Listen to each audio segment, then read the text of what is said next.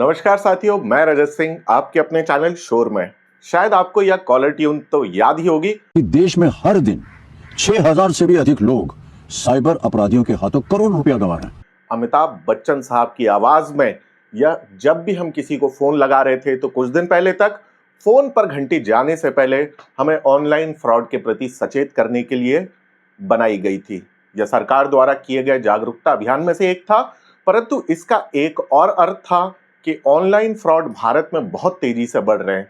जी हाँ, online fraud में कोई कमी नहीं आई है, परंतु ऑनलाइन की तरफ से और बिहार की तरफ से एक नया साझा कार्यक्रम विकसित होने वाला है।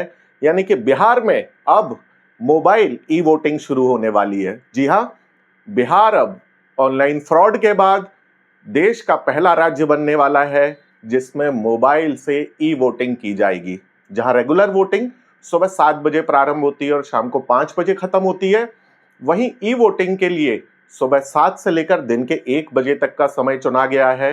इस समय के दौरान ही लोग अपने रजिस्टर्ड मोबाइल नंबर के माध्यम से वोटिंग कर पाएंगे।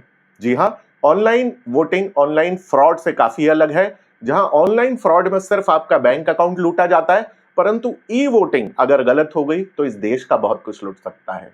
इस देश को जरूरत है ई वोटिंग को बहुत ध्यान पूर्वक करने की, क्योंकि यह किसी के बैंक अकाउंट का मामला नहीं है, यह बस सरकार चुनने का मामला है जो आपके और हमारे देश को विकास की नई राह पर पहुंचाएगी, हमारे लिए सारी सुख सुविधाएं बनाएगी और इस देश को उस देश में तब्दील करेगी जो हमारे सपनों का देश होगा।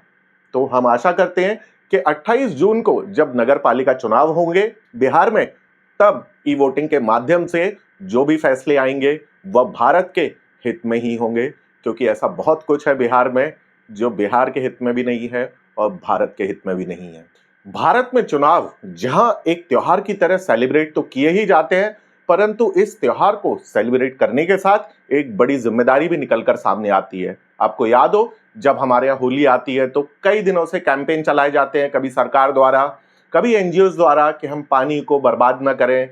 सरकार द्वारा दिवाली पर कई बार कहा जाता है कि पटाखे कम से कम चलाएं, प्रदूषण से बचने की कोशिश करें।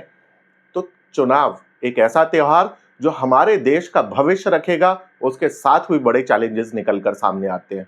आज अगर बिहार में नगर निगम नगर पालिका के चुनाव ई वोटिंग के माध्यम से किए जाने वाले हैं, तो इसका सीधा सा अर्थ है कि भारत का निर्वाचन आयोग भविष्य की ओर देख रहा है। परंतु इससे पहले से लेकर बहुत सारे चैलेंजेस भारत के चुनाव में रहे हैं जो आज भी विद्यमान हैं। शायद आपको याद हो, बहुत सारे पॉलिटिशियन सदियों से पार्टियां बदलते रहे हैं। इसके लिए कोशिश भी की गई कि पॉलिटिशियंस अपनी पार्टी की तरफ वफादार रहें, परंतु मैं नहीं चाहता कि कोई भी पॉलिटिशियन अपनी पार्टी की तरफ वफादार रहे।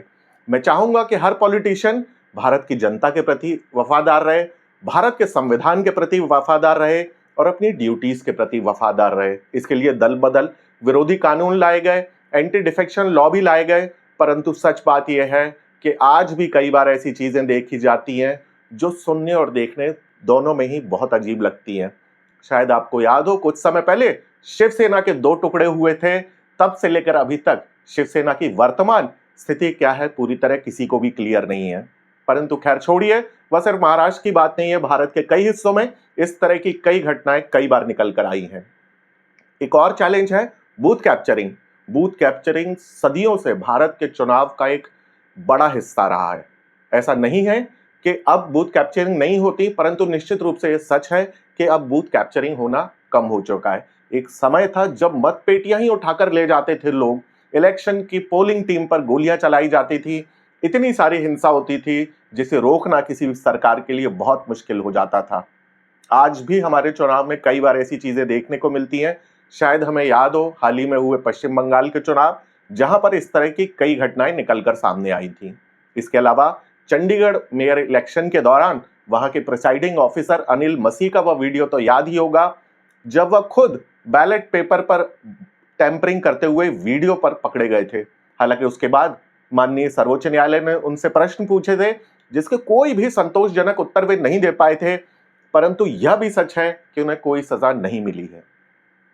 तो इस तरह की घटनाएं अगर हमारे सामने लगातार आती रहेंगी तो हमें कब तक अपने लोकतंत्र पर विश्वास रहेगा?